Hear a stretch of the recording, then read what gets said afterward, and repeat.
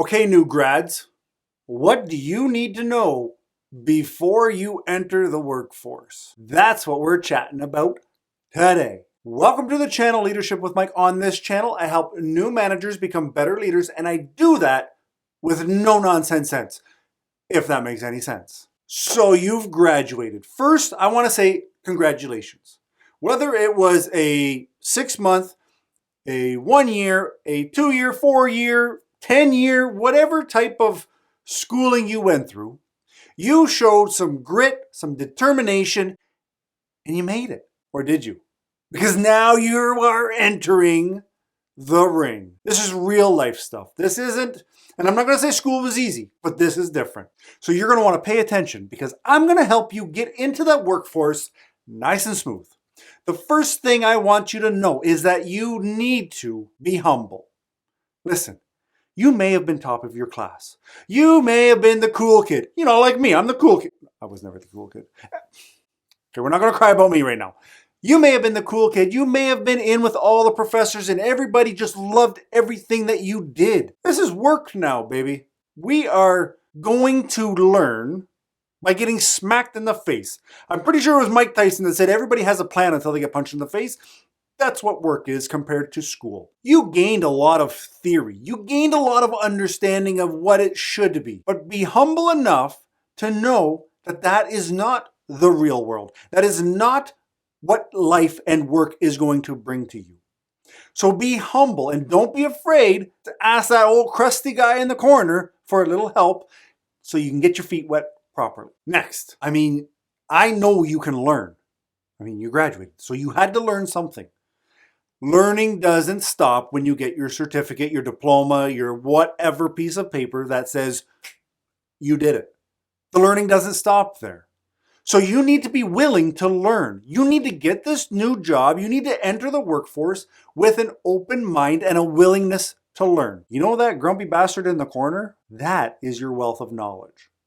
If you show this person, and I'm not saying I was that person, but if you show this person that you want to learn, that you are trying to understand the ins and outs of the industry, the job, the position, whatever it may be, this person will help you because you are willing to learn. If you come in and you know everything already, well, then you know everything already. So you're not going to get any help. And that's when it's going to get tough. So in school, typically you've learned the hard skills. You've learned the accounting. You've learned how to, your pluses and minuses, and you've worked the balance sheet. And you know that if this exact situation happens, that you need to deal it with this exact same way. That's not how it works. You need your hard skills. You need to understand the actual industry that you're in. But what you need more is you need the soft skills. You need to be learning, or you need to know how to read people. You need to know how to communicate to people. It is not black and white. You cannot say, do this. You need to massage your way in there. You don't have to ask people permission to be a manager, be a leader, to be an employee, but you do have to work with people's receptors. How are they do they seem like they're in a bad mood? Maybe I'll ask this question in an hour. Let them have some lunch. You know that Snickers commercial where they're just miserable? But these are soft skills. Learning how to read people, learning how to deal with people, learning how to communicate, learning how to delegate. If you didn't, or if you feel you didn't get enough information from school on how to delegate properly, when to delegate, why to delegate, I, Professor Mike, have a course for you, link in the description. Like I've said before, the workforce is what we're going to call the real world. When you were in school, that was your real world. When things needed to be done, that's when you did it. But sometimes you got an extension. Sometimes you could still pass because if you didn't hand in this is the real world. There are real consequences. And I'm not saying that as a threat and you need to be scared, but you just need to understand that every action can have a positive or negative reaction. If you don't get your project done on time, well, then it could affect your coworker's project.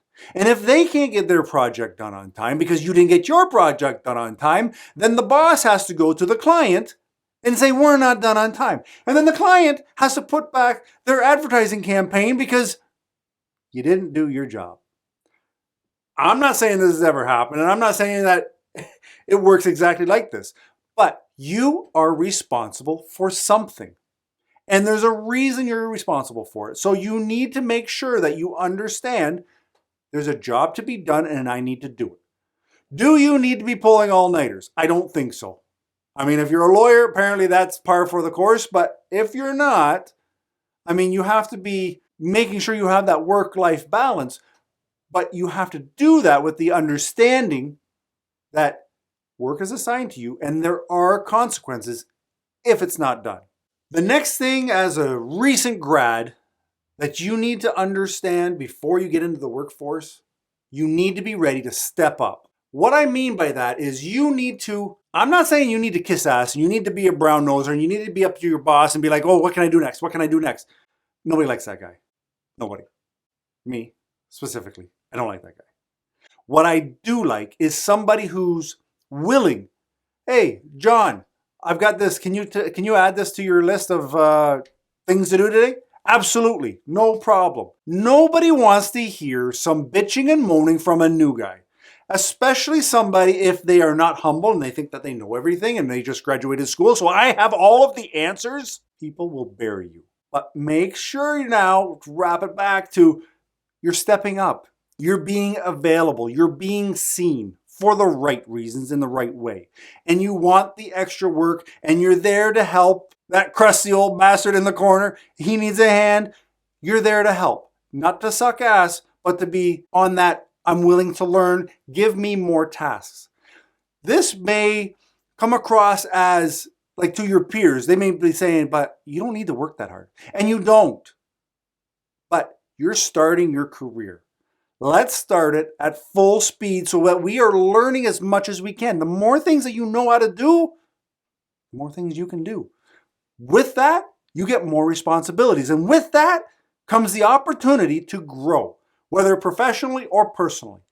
You win either way. If you're finding value from this video, from this channel, there's 4 things. This is a no, I'm not supposed to tell you 4 things, but there's 4 things that you can do to support. 1, you can subscribe. 2, you can hit the like button. 3, leave a comment. Tell me what resonates with you, what I'm absolutely wrong on, because I've been wrong before and I'm okay with it. And 4, consider becoming a channel member. Channel memberships, that keeps the lights on, that keeps the cameras rolling. So those of you who are members, I appreciate you. Those of you that are in a position that can become channel members, do what you will. And the rest of you, like, subscribe, and comment. Okay, let's get back to what you need to know because you're a recent grad and you're just about to get to work. This is the biggest thing that I see people getting hung up on. Just because you've entered the workforce and you started your career, I need you to understand this is not a life sentence. If you don't like it and you've tried all the avenues to get better at it, to contribute more, to make it work, and it's not for you, pack your shit up and leave. You only get one life. YOLO! I'm too old for this shit. But you only get one life. So you need to make sure that if you're spending so much time at work, that you enjoy it. You enjoy the process, or you enjoy the people, or you need to have that enjoyment. And do not put yourself in a position where you're pigeonholed to a job that you don't like, that doesn't like you, that doesn't work. Make sure you have options. Again, you're a grad, so I know you're smart. So start using those smarts to make the life that you want to have. I've worked with so many people that cannot leave a job, cannot leave a title because they've overspent and there's no buffer in terms of finances to go and find a new job, or they've built their life around this title of being a lawyer, of being a nurse, of being a teacher, and now it's like, but if I don't have that title, what do I have? When you're in that position, life gets hard. Build yourself as a person outside of a work title, and life gets easier. If you found value, like I said, like, subscribe, become a channel member, get your coffee, and let's go to the next video because we got some stuff to learn, kids.